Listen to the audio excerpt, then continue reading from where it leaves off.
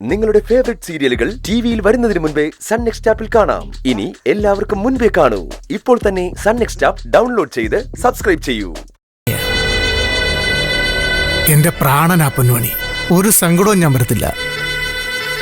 ഓരോ ദിവസവും കൂടുന്തോറും എന്റെ സ്നേഹം കൂടിക്കൂടിയാ വരുന്നത്. കാരണം എന്റെ ലോകം പൊന്നുമണിയാ.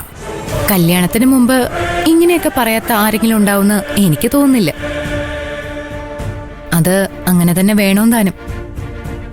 പക്ഷേ കല്യാണം കഴിഞ്ഞ് ജീവിതം ഒന്ന് മുറുകി കഴിയുമ്പോ എല്ലാം താളം തെറ്റാൻ തുടങ്ങും. പണ്ട് കൊടുത്ത വാഗ്ദാനങ്ങളൊക്കെ പതുക്കെ മറക്കാൻ തുടങ്ങും. അതുണ്ടാവരുത്.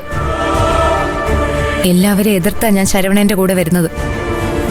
എന്റെ തീരുമാനമായിരുന്നു ശരിയെന്ന് എനിക്കവരെ ബോധ്യപ്പെടുത്താൻ പറ്റണം. ആരുടെ മുന്നിലും തല കുനിക്കാൻ ഇടയാക്കരുത്. ഇടയാക്കോ? ഏയ് ഇല്ല. വിശ്വസിക്കാവോ? വിശ്വസിക്കാം. എന്നാ വാ, ഡ്രസ് എടുക്കാം. വാ.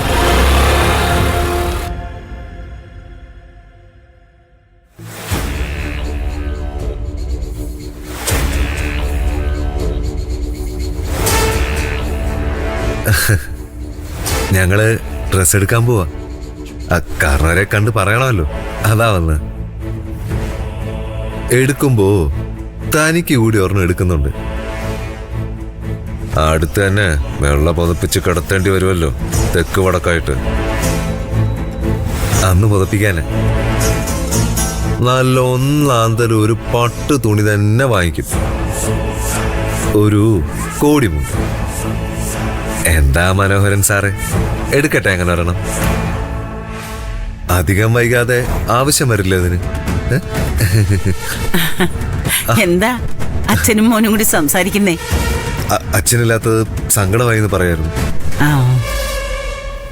ഉണ്ടായിരുന്നെങ്കിൽ അച്ഛൻ തന്നെ ഇതിനൊക്കെ മുൻകൈ എടുത്തേനെ. അതെ അതെ, വലിയ നഷ്ടമായി പോയത്. സാരമില്ല മനോഹര, പാർവതി പോകുന്നുണ്ട്, അവള് നോക്കി എടുത്തോളൂ. അച്ഛനൊരു ഷർട്ട് മുണ്ടും എടുക്കുന്നുണ്ട്. പിന്നെ തോളത്തിടാൻ ഒരു രണ്ടാം മുണ്ടും. അത് പട്ടിന്റെ തന്നെ വാങ്ങാം, പിന്നെ ഉപയോഗിക്കാമല്ലോ. വസ്ത്രത്തിന് അധികം കാശൊന്നും ചെലവാക്കല്ലേ മോനെ. ഒരു ദിവസത്തെ കാര്യമല്ലേ ഉള്ളൂ. അത് മുത്തശ്ശി പറയരുത്. ഇക്കാര്യത്തിൽ മാത്രം ഒരു പിശുക്കും കാണിക്കരുതെന്ന് എനിക്ക്. അതെന്റെ ആഗ്രഹം മുത്തശ്ശി.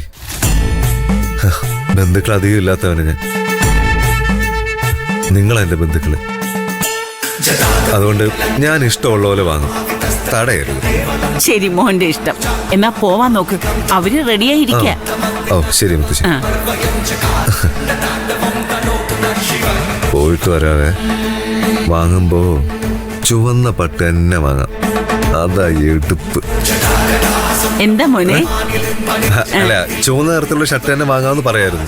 അതാവുമ്പോ നല്ല ഭംഗിയാ. അതെ അതെ. എന്നാ പോയിട്ട് വരാം മുത്തശ്ശി. ഓ ശരി മോനെ.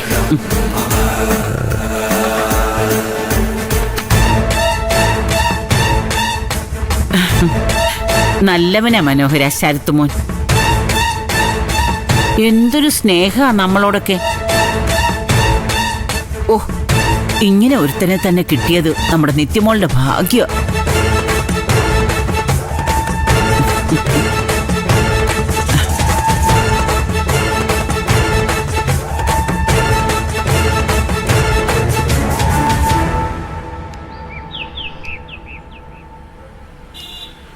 വൈകിയപ്പോൾ ഞങ്ങളൊന്ന് പേടിച്ചു പോയി.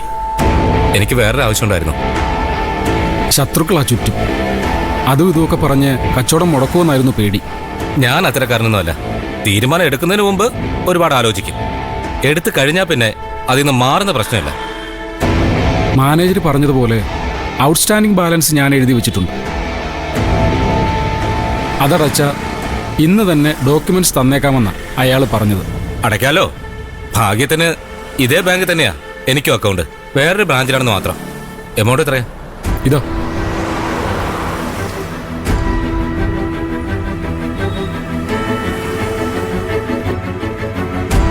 പിന്നെ പേയ്മെന്റ് സെറ്റിൽ ചെയ്തിട്ട് ഒറിജിനൽ ഡോക്യുമെന്റ് ഞാൻ തന്നെ ഹോൾഡ് ചെയ്യാം. മതി. രജിസ്ട്രേഷന്റെ തീയതി ഞാൻ അറിയിക്കാം. ആ അത് മതി.